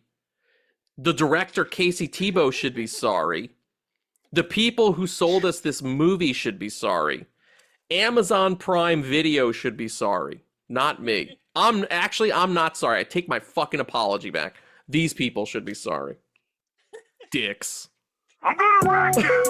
Wreck it! Wreck it! Wreck it! Wreck, wreck, wreck! I'm gonna wreck it! Wreck it! Wreck it! Wreck it! Wreck, wreck, wreck, wreck Well, I it! go on facts, not recommendations, but thank you. Hey, it's time for Get Wrecked. Mark, how many wrecks you got, buddy? I have 4, but I think one of them is something you probably are going to wreck, perhaps. So, I but can keep 3 it of to them 4 are. too. I got 3 streamers and 1 movie. I was playing catch up this week, so. Okay, I got 1 series and 3 movies. Ooh, we reversed. Okay, cool. How do you want to handle So this, sir? let's do this. Let's go back and forth. We haven't gone back and forth. We did, you know what? We did back and forth for Show Me Your Disc Man. Let's go back and forth for this too. Let you start. Okay. What do you got? All right, so I'll get rid of my movie out of the way first. I happened to see something advertised on Amazon Prime, and it was around the time I was watching. Why am I drawing a blank? Black Friday. Black Friday. And Black it was Friday. the China Syndrome, which was Jack Lemmon movie. Oh Jane yeah. Fonda. It is awesome. It was not what I expected. I thought it was going to be like, I actually went into it thinking it was going to be about like, spies and intrigue, but it turned out to be about like, it's like nuclear power plant drama, but awesome. The ending is a total surprise and fucking crazy. There's an amazing car chase. They shot it beautifully. So there's Whoa. shots of like the LA freeway where you're like, holy shit, you mean it was nice? I'm fucking like, writing this down, dude. California looks I've dope never in this seen movie. this. If The you like the China Syndrome. yeah, are you a fan of? I know a lot of people hate Jack Lemmon, so Oh, why, are you dude? a I fan love of Jack him? Lemmon. Yeah, They I fucking think love of Jack him as Lemmon. just like this beta male, I guess. I love Jack But Lemmon, dude. I've been watching a lot of Grumpy Jack old Lemmon, men, like grumpier yeah, no, old but men out to sea. I My fellow prefer Americans. him in his serious movies, and I've been watching those instead. And this one is another one. It's fucking great. It looks Damn, dude. gorgeous. It's really cool. Amazon Prime has a really good copy of it too, so Nice. check it out. I So will, dude. I don't want to say Damn. anything because there are a lot of surprises within the movie. So try not to read anything about it. What I gave away doesn't give away much, but it's actually a very relevant topic, especially since I guess nuclear power's coming back on the table. Anyway, it's something worth watching, and it's really cool. And it kind of has a lot of intrigue, and the way the story unfolds is you think it's just like this little simple thing, and it just keeps building and building. Very cool. Mark, Check that shit out. I'm excited because you and I have known each other 20 plus years now. We've been friends for a really ridiculously long time. And we've not had to have a nuclear conversation, you and me. And I'm so excited you're not a person who says, nuclear? You know what I'm talking about? Nuclear? Thank God you're not a nuclear person, dude. Because Like I was. George Bush style? Dude, Oh, no, Michael not Douglas even is in this Bush. movie, by the way. Have you met a person in real life who, with a straight face, says nuclear? I think so. Okay. Does I that make actually, you want to when I run was fucking younger- screaming? When I was younger, I probably was one of those people. Are you serious? Until I probably was when I was younger. I was I'm glad. homeschooled. I'm glad you got rid of that, though. when you said nuclear, dude, I was proud of you. Like, I got really excited. Oh, 'cause I was like, thank you. now that I was like, yes, because it's like one thing you don't know about your friend, and then they said it, and you're like, yes, yeah. I mean, I could have, me off the show. I could have lived with a nuclear mark, but I'm psyched that it's a nuclear mark. There you go, people. The China syndrome. Hey, first up for me, I want to talk about. You know what? Since Mark went for a movie first, I'll go for a movie first too. I've been crazy fucking busy at work, so like my movie watching is kind of taking a hit. But I got to rewatch Signs, the M. Night Shyamalan movie. And I want to just say, Mark and I have been texting about it all last week, but this movie is fucking amazing. I loved Signs, dude. I hadn't seen it since it originally came out in 2002 in the theater. Same here. I saw it in the theater opening weekend. Okay, so you've only seen it once? Okay, dude, you were in for a fucking treat. It's on Max. Same deal. I hadn't seen it in 22 years. I was just combing through Max because I was watching something else that I'll talk about later. And I saw Signs. It was just kind of came up at the end. It was like, you might like Signs. I was like, yeah, bitch, I like Signs. It's been a long time when you tell me something I don't fucking know. Well, I click on it just to pass the time. I assumed it was going to be like, oh, I'll put Signs on and I'll fuck around on the phone. Signs was so good, dude. I put the phone down immediately and I was hooked. That's a I was good just sign. in. Hi. And you know what I realized? Because I like, we've discussed this on the show. I like Shyamalan's movies, even the kind of terrible ones. I think always we root for him, right? I always root for him. like, I always show up to his "Please." movies. I always want his movies to be good. And even his mid-tier movies I like. But it's kind of refreshing to see him at his fucking peak, where you're like, oh, you actually, you fuck. Shyamalan fucks. Like, he knows how to suck you in. He's a master of tone. The performances, that's what I was telling Mark. I was like, you watch a new Shyamalan movie now, nobody acts like a human being. They talk weird. You're like, what parallel universe are you from? You watch Trap, you listen to Josh Hart, and I actually liked Trap, but you listen to Josh Hart The Happening. or The Happening. And it's like, what the fuck are these people You're like, talking or like that for? Glass. You're like, what the fuck are these people doing? Dude, you watch Signs, everybody's natural. Everybody's so real, especially Joaquin Phoenix, who fucking is so good in the movie, dude. But Mel Gibson, I know it's not cool to like Mel Gibson. I don't give a shit. He's so fucking good, man. He's amazing in the role. He actually broke my heart. There are two scenes where he really, you're like, God damn, I remember how good this fucking guy is on screen. Awesome movie. And he pays it off. It's not a stupid bunch of build-up. And then, you want to talk about last week, you were disappointed with Old Men and like getting disappointed. You know what? For me, last week was a bunch of movies that was like hype, build up. No, there was never a good climax, never a good release, right? It was just movie blue balls the whole week. It was like build up, shitty, right? Black Friday was in that. Same deal with the Tyson fight. Signs was not. Signs was something where it was like, nope, this is what we promised, and this is the payoff. This is what you're getting. Orgasm. That's it. That's what it was, dude. It was fucking excellent. Like, there were so many good scares in it. Go watch it, dude. Signs. It's on Max. It fucking kicked ass. I loved it. Didn't I it loved feel it. like that was the era of Delivery, though, where it was like you Yes. got psyched for a movie and then you went to see it. Tons of people talked about it. It feels like nobody really talks about IPs. They only talk about like franchises. Like Yep. most people just talk, it's like Marvel movie, DC movie. Back then, people were talking about like the Matrix, Ronin. There was like all these dope movies that fucking delivered. Like, I mean, you would read about in the newspaper because that's how you find the movie times. And then when you went to see it, you were just like blown away. Nowadays, dude. it's like the movies kind of suck. They suck. Mark, what's next for you on the Rex, buddy? I'm gonna go with here's a funny one. This is one that we could both talk about. I started this before you, but for some reason I got left behind and then you finish it. But then I caught up with you, so now we can talk about the Penguin and how fucking awesome it is. So I'll finally piggyback on this and got tell to you the end. it's one of my Rex as well. The Penguin. It's like Yeah. Matt and I also had a back and forth of this, and we are both basically saying that this is one of the most epic crime movies that, like, you know, you could just watch Yes. every episode back to back, and it forms this cohesive, full-length feature epic journey of some guy that starts from like being a driver to like running the city. And the spoilers, by the way, tons of spoilers. Yeah, this is The- because it's still the very new. But yeah, if Yeah. you don't want Penguin spoilers, just fast forward a couple minutes. So like the ending to me, like the one thing I loved about the show is you couldn't predict anything and what was going to happen next.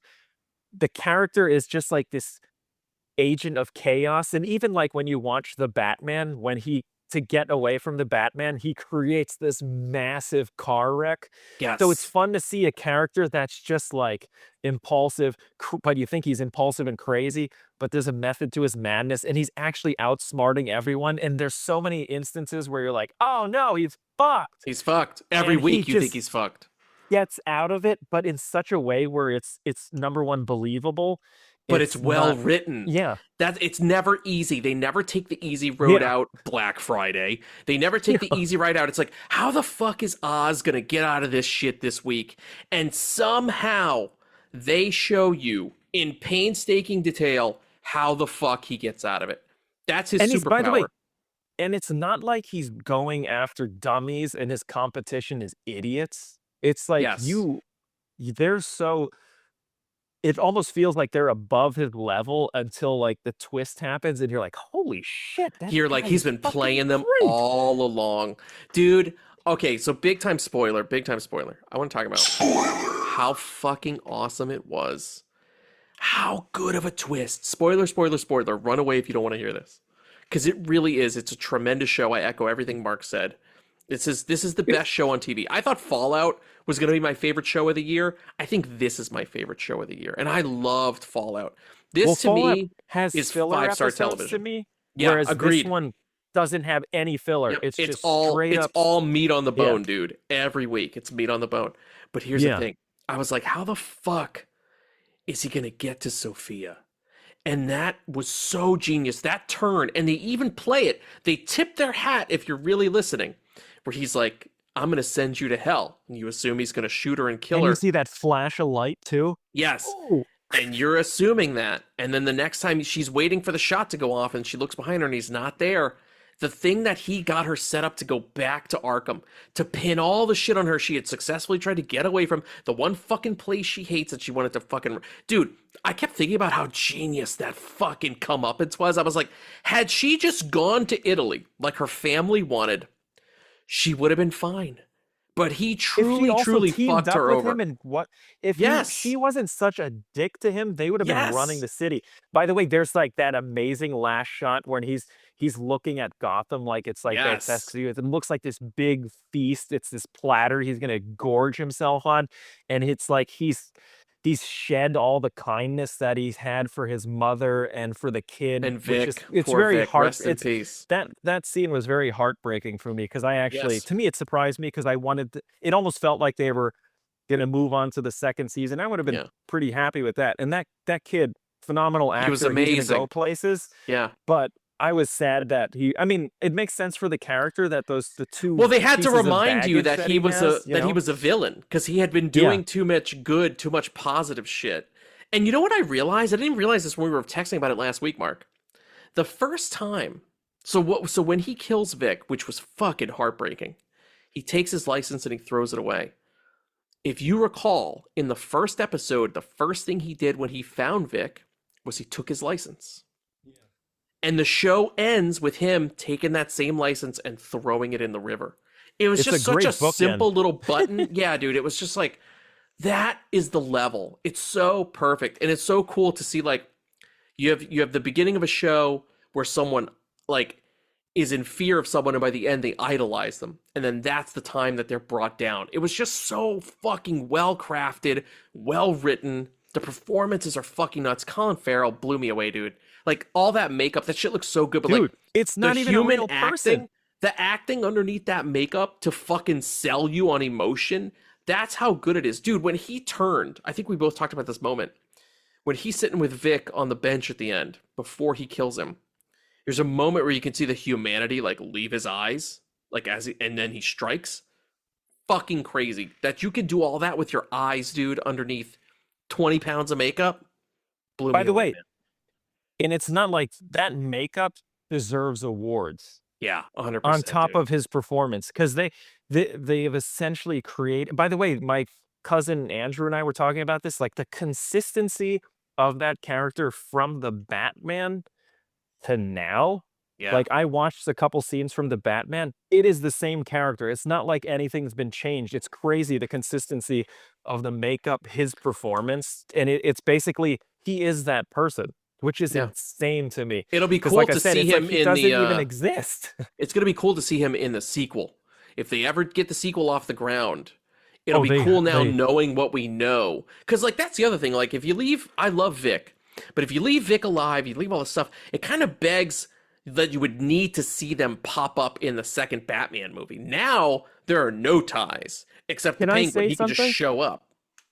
I personally would be happy if the Penguin only exists in this series universe. And I know agree. they show the bat signal, but I feel as though like from the Batman, it's like, okay, let's move on to other characters and let's reserve this guy Yeah. because it's so well made. He doesn't need to intersect. And in fact, you and I talked about the great part about this the series is it doesn't really, outside of the bat signal and you're in Gotham, it's just its own story. It's not a Batman You show. don't Yeah. see superheroes, which I loved. It's Well, that's just what about I like, want the more people, of this, mainly. dude. I would love for them to do standalone episodes. Kind of like, remember those old standalone issues, mini runs they would do for like Penguin, Riddler? Like, it was just like an 8-issue run, kind of exploring either an origin or a famous story from their backlog about this character. Dude, if the fucking shows for DC were just that, I'm in. You don't need to connect them to the movies at all. Just do this. I would be fucking in. Dude, they would kill Marvel because this is Yeah. this is their perfect opportunity to take that competition and be like, okay, you guys have your candy kid shit, but we can take over Yeah. like the more mature adults that want to see these characters from a more mature perspective. And it's like we grew up with comics. We're beyond that stage now. We want the more serious, cool shit that makes you think a little bit more, and the characters do crazier things that a kid probably wouldn't understand too much. And to be honest, if this is the end of this show completely, it's perfect. It Yeah. has like a beginning, middle, and end, and it could be done, and I'll be just as happy. But because it's such a cool character, I don't mind seeing that second season, you know? It also made me think it's crazy that Marvel has made how many shows?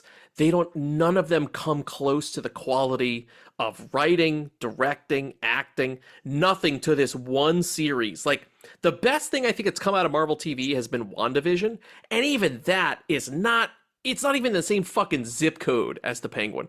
This is in a league of its own, dude. This is like one of those, I think this is one of the first streaming comic book series where I could be like, this can compete with your contemporary top tier shows, and for 100%, rewards. dude. And it should totally clear them out because it's got everything in it. There's nothing that feels half-assed in the series at all. You know what I mean?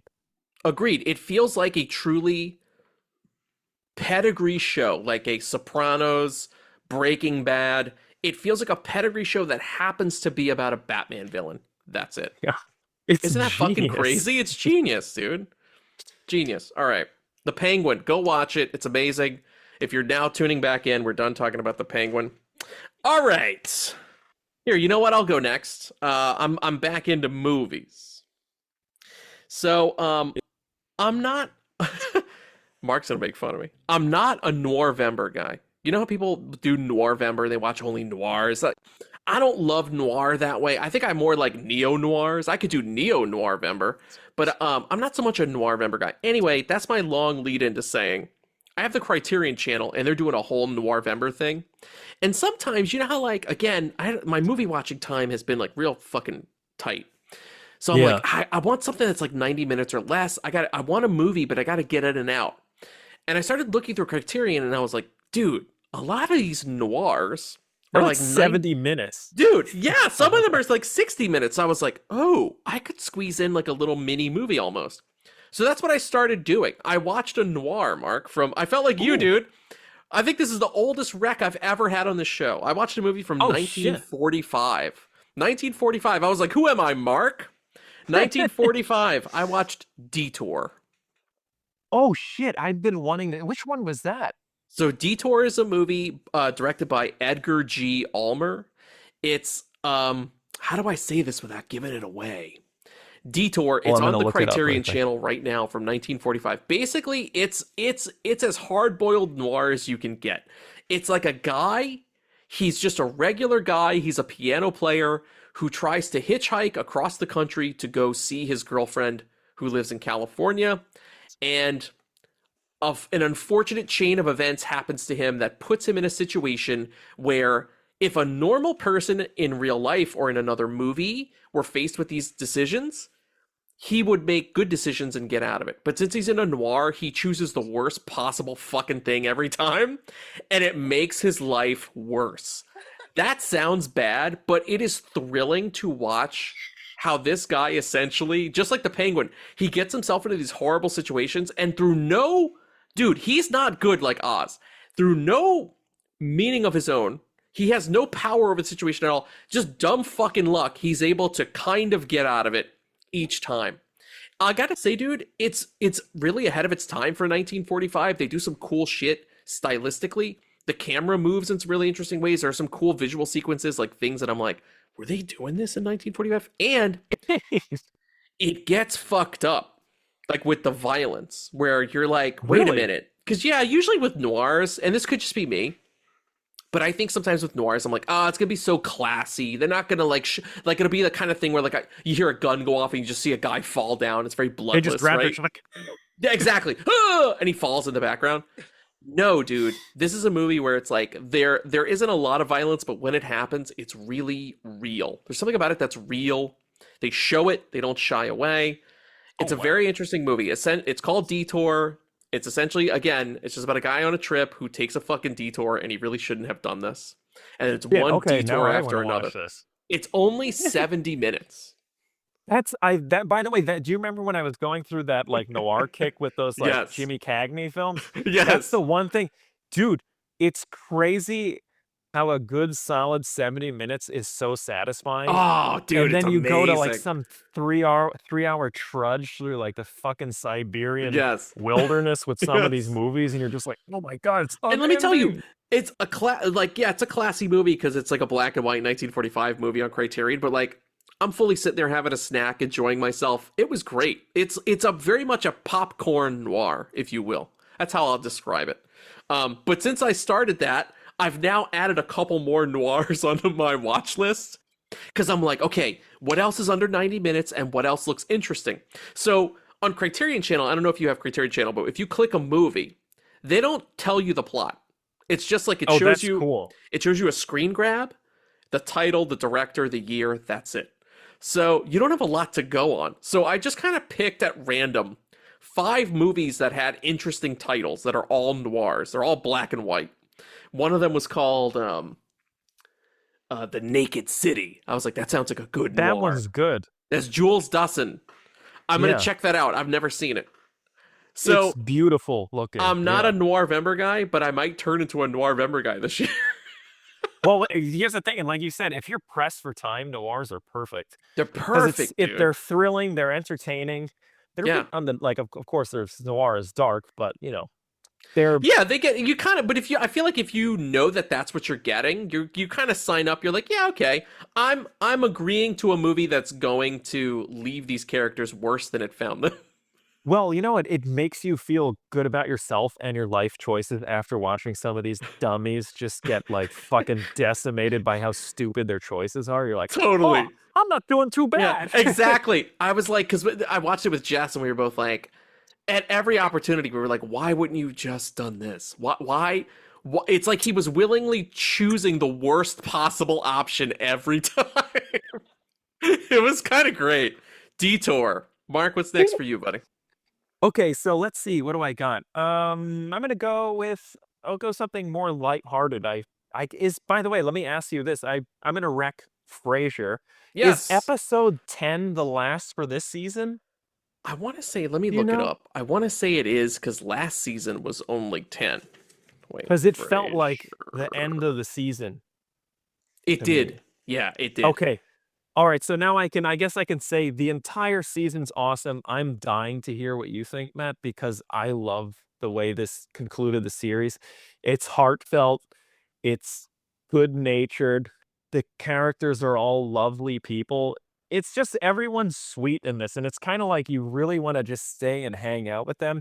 And it also shows that yeah, it's possible you can entertain people without having to, show people being dismembered or Yep. like, some nothing. You can make a show where nothing terrible happens to anybody, and it's still going to be thrilling and fun to watch.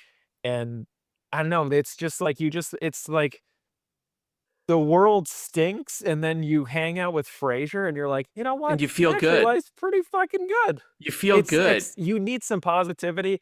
If you don't like Frasier, shame on you. If Your you don't like life must if you suck. don't like Frasier, you're moist, dude. Yeah. This You is know probably what? like one of the most fun shows I've ever watched, and it's the most like heartfelt and kind Yes. things I've seen. I told Jess, you know what I call Frasier now? I call it my TV safe space. I'm like, can That's I the have my perfect way TV to safe des space? I was like, I want to go where people are happy, where like I care and they make me care and I see what being a good human being is. Dude, the last episode of this season, I'm not ashamed to say, it got a little dusty for me in my house. Like, Dude, it wait till you got see me. this one. I love, oh It's yeah, I saw it. so sweet. I Oh, you loved saw 10? yeah, I saw 10. That's what I'm saying. And it's Oh. emotional. It got me a little dusty because I love Alan. Alan's my favorite. Dude, And the conclusion for his story was beautiful. amazing. It was so heartfelt, so beautiful, dude. It honestly, and I'm a cold bitch, you know that. It brought a tear to my eye because that's how much I care about Alan, and that's how good the writing is on this show. What they did with him was fucking awesome. I also think, I not to be this person, but again, it's gonna come down to like, oh, this is funny. This was like, dude, the shit with David and the fucking gingerbread village. It made me laugh like a fucking moron every time. That actor is so good, but that stupid storyline is just so good. And Freddie had a And when lot they of good came out moments too. with the duct tape one. Yeah, that was good. But Freddie had some really good moments too, like when he was getting really drunk at the bar and he kept trying to order the quesadilla and she's like, this is a French restaurant, and he orders the quesadilla in French. That's a good fucking joke. But it also, you know what it is? It's crazy how you like think about how many years Frasier's been around from Cheers, and in that last episode, you're still learning things about the character. It's so Yes. cool. It's Yeah, like dude. it felt like it didn't feel like a money grab. It was like we have legit good stories to tell. And if you think about it, to be that good, keep the principles of the first series and bring in new characters that mesh well with the universe, and they're not annoying. Yep. I was so afraid that all the younger characters would be annoying and all the new ones I would dislike. No, I they're love all great. everyone in this show. They They're all fit right in. beautiful people. Yeah. Yeah, they all fit right in. They feel like they're part of the universe, the Frasier verse, if you will. And dude, you just like, that's the most important part. You like everyone. There isn't a person you're like, I can't fucking stand it. Like, I like everybody on the show. I don't want anybody to go anywhere. And here's the key thing. I don't want anything bad to happen to anyone. Like, Yeah, I know. if I saw any of these characters show up in Detour, I would be afraid. I don't want that for them. I want them to just be happy and be healthy, and that's all I want. Yeah. It It's truly like, is a please don't TV give safe us any space. dark drama. It's just like, No. please keep it at this level. It's like, this is what the world really needs. We don't Yes. need like another dystopian fucking series where everyone's a piece of shit. It's like, Yeah, oh, good, get out let's of see here with your human fucking Dune kindness. prophecy. I don't Yeah, want to see it's Dune like prophecy. it's like human kindness and being decent to people can be entertaining too. It's not Agreed. just because something's dark does not make it fucking entertaining or means that people want to like see that Yeah. shit. What would you rather watch? Something dark or Frasier? I would rather watch Frasier. Dude, Frasier, I'm so sad that I have to wait now for Yeah. another season. Dude, just do what I'm doing. I just started rewatching the original series again. I'm That's back. smart. I almost finished season 1. It's just great because I get to just hang out in that world. It feels like so safe, dude. It's so nice. Yeah.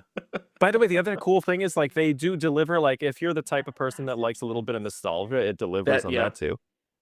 You didn't tell me that. Sorry, it's the last episode. Yeah, sorry. Oh, I thought you knew because it's 10 episodes of Frasier. I don't pay attention. It's 10 episodes. Sorry.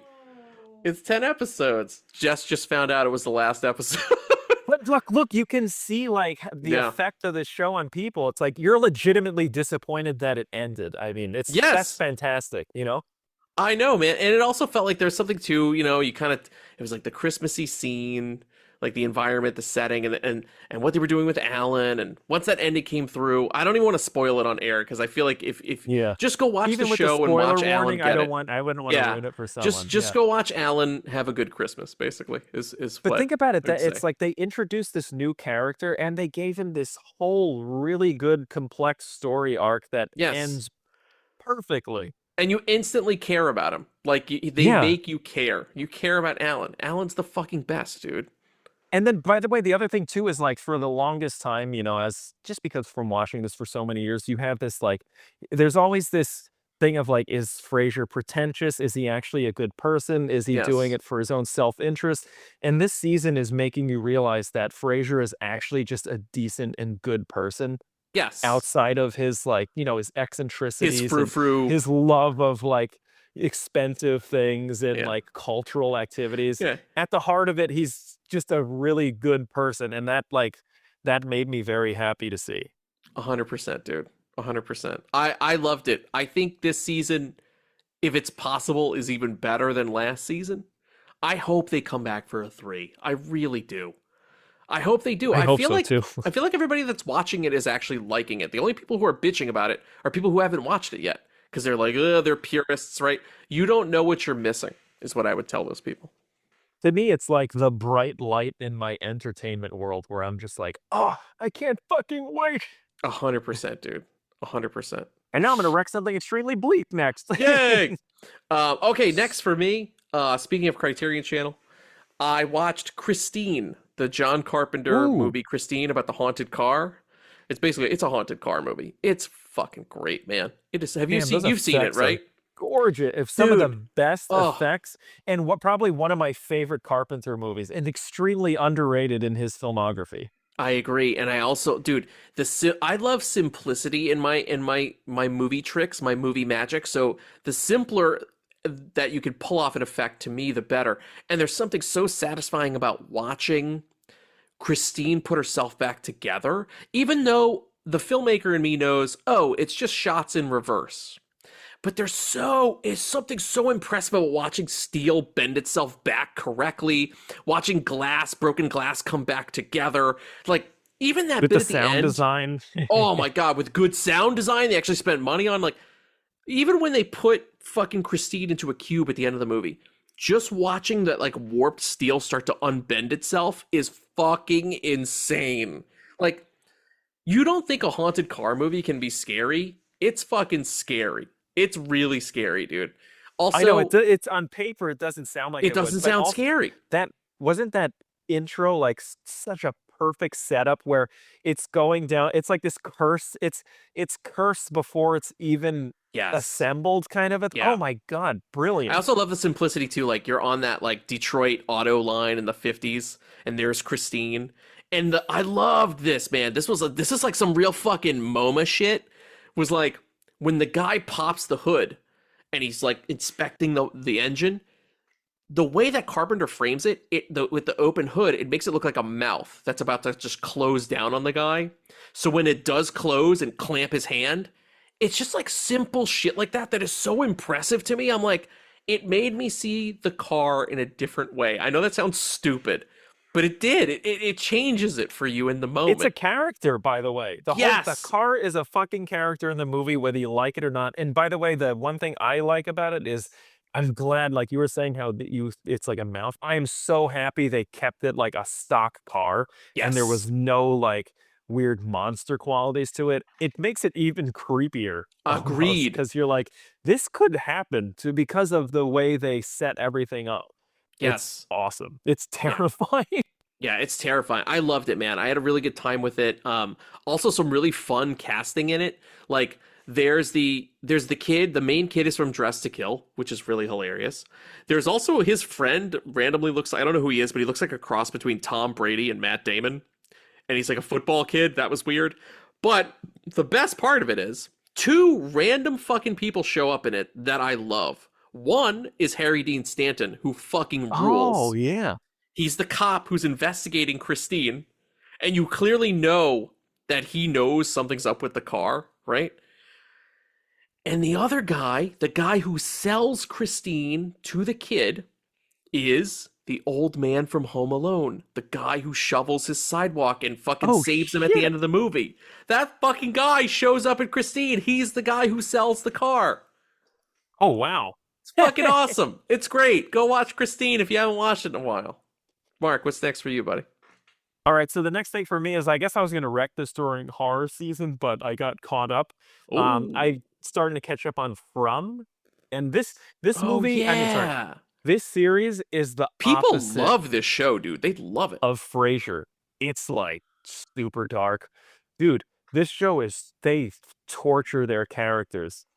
Like, and the actors play it really well because they're totally on edge. I don't want to give anything away because you haven't seen it, and I think it's like there's some annoying things too, where some of the characters are annoying, whatever, and they do feel very Canadian, and it does have like kind of it doesn't have a low budget Canadian look, but it does have that like this is not an American production to it. You know what I mean? But it's still very well made. Cast is good. A lot of unknowns. The guy from The Matrix is in it. He's the lead. The computer dude. I forgot his name. Anyway, it's good. But this show is really dark and nothing happy happens. Everything is just terrible. But the universe in it is so weird and you have no clue what's going on that it keeps bringing me back because it's one of those. It's one of these. It's almost like, have you ever watched like Japanese anime and you I've watch watched a it and you're like, couple, yeah. how the fuck did someone come up with the story that is so weird, complex, and it doesn't feel like, you know how American stuff is very like, it's XYZ. It's very like, put together and you know what to expect. Japanese stuff is just like, it's just weird and bizarre. And that's what this show feels like. It's almost like an anime a horror anime come Whoa. to life. It is weird. The creatures are crazy and they're terrifying. I don't know. You have to. I've It's heard hard to describe this everybody show. that You tells just me kinda about this have to watch show it. makes it sound so good. Everybody loves it. I have not met a I single love it. person Yeah. who feels halfway about. Every fucking person I talk to about From loves it. My I fear haven't is watched that any of it. my fear is that like if they just start overwriting and turning it into filler episodes and just have a bad conclusion. But so far, it's very intriguing. It's like I said, it's like I cannot predict what's going to happen next. They do some really crazy shit to these characters. Like Whoa. everyone's fucked up. You have to see. It's How so many? weird. How many seasons? I think it's on season 3 right now, and Damn. it's up to. I think it's on episode 9 right now. How many But episodes per season? not too many. I think it's like in like maybe 10 or so. Okay, I that's not can't too bad. recall. It's not like it's not crazy, and I think most of the episodes are like 40 minutes or something like that. That's not too bad. So, but I mean, it's like I said, it's when I started watching, I binged season 1 and 2 like, immediately because I got Damn. into it pretty late, so there were already 2 seasons out. But it's awesome. I thoroughly enjoy it. But like I said, it is very. You have to keep in mind that it is very bleak. But the environment warrants. You'll see. You have to see it. It's weird. It's so weird. I'm very curious to see You've what you would made think. me curious. Yeah, you've definitely made me curious about it. Because I also see it pop up whenever I open. I'm on Amazon Prime Video all the time, and it's the first fucking thing every time I open it now. It's like, From season 3. Yeah. I'm like, okay. God. They're really like battering people to watch. It's like it. when I'm at the theater, it's all Wicked. When I'm home, it's all From. Like, it's just like, I hope fucking- that's not enough to like. no, it's not Take turning me away. I'm definitely interested. But I just find it funny how sometimes, especially like as a cord cutter, how I'm very more aware now of advertising than I was when I had cable. Because Yeah. now, when there's ads plastered, it's very obvious to me. And it's Yeah. just, I'm like super sensitive to it now. I'm like, oh God, here's another ad. Actually, I'm surprised you haven't seen it because this was like a Paramount Plus thing from like back in the day. Yeah, I know. That's how I know. A lot of people that I work with, some of my former colleagues actually work on this show. Oh, So that's really? how I'm very aware of From. Well, And, nicely done to them. Yeah, I've heard nothing but good things. So yeah, I think I might give it a shot. I might give it a shot. You know what? You know what it is? It's hard to have like start stacking shows. Just it takes a long time. Now that I'm out of the Penguin, maybe I could do like another solo show. Maybe I'll start from. Maybe that'll be the show because every fucking person I talk to loves it. Here's the thing: is like you should, if you do decide in your mind that you want to see it, do it before like season 4 comes out. Because for me, that's when it becomes daunting. When you're like, I gotta consume 4 seasons. Yeah, dude. Yep. It just gets hard. At least this one's like the third season is just like ramping up. So check it out, bro. Damn. Well, that's it for me because those are my 4. Too. Dude, that was it. Fucking happy Thanksgiving, man. I know we're not gonna do a show next week. But happy Thanksgiving, brother. I hope you have a really good one. Dude. Yeah. I'm glad we got together and could talk some good shit. Fuck yeah, man. We could talk about, dude, I'm glad. I'm amazed we talked that long. I thought Black Friday was gonna be like a 10-minute conversation. I was like, I don't know what to say about this. It was one of those. Who knew you could shit in it for 40 minutes? I haven't taken a 40-minute shit in 10 years. Yeah, man, I was pretty amazed by that. Yes. So there you go. We are not gonna be here next week because it's Thanksgiving here in the States, at least we should say for our international listeners. But we will be back the following week. Basically, in December, we'll come back. We're coming back with some really fun stuff. I'll just announce it now. We're planning to come back with our 3rd commentary ever. Mark and I are going to do a commentary on one of our favorite movies, Jingle All the Way. So that's how we're going to kick off December, dude. I'm pretty fucking excited about it. Dude, commentary I am too. Of Jingle All the Way? Fucking great. I can't wait, dude. It's going to be really fun. It's going to be super fun. And we even talked about in this episode, so now we have a perfect little tie-in. Yeah, exactly. Yeah. You got anything fun going on for the holiday, dude? Not that I know of. Probably just fixing my house that keeps collapsing around me. Oh, that's fun. Mark, you're not going to go out and like try to shoot a wild turkey or something? I'm not into killing things, surprisingly. Oh, that's good. That's probably good. Mark goes out there and what if you found a dead rattlesnake? Would you attempt to eat it? I don't know about that. I'm too much of a germaphobe. What about you? Are you doing anything cool, or are you just hanging out with family? Dude. Or? I was supposed to, well, I'll tell people now, who gives a shit. I was supposed to go out of town to see family on Thanksgiving, but my work schedule is so nuts.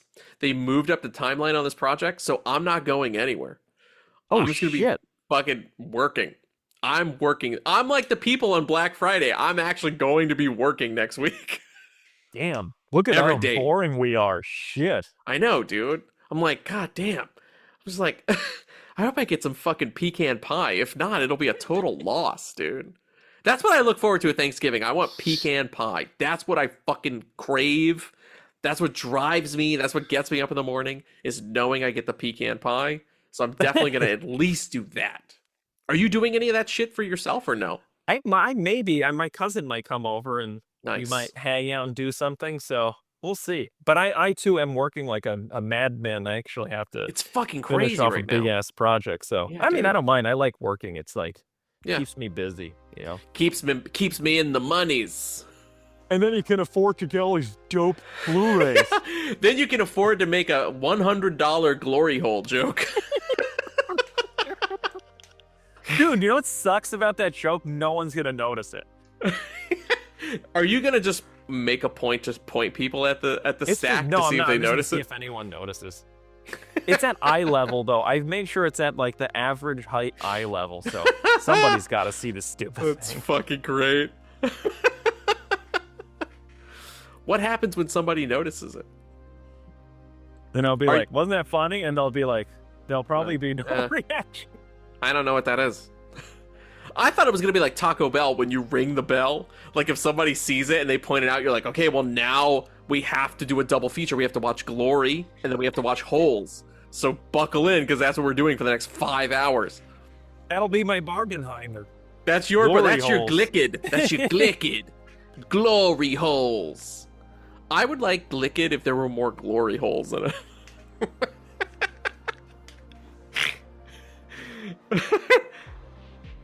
All right, on that note, we're out of here. Peace.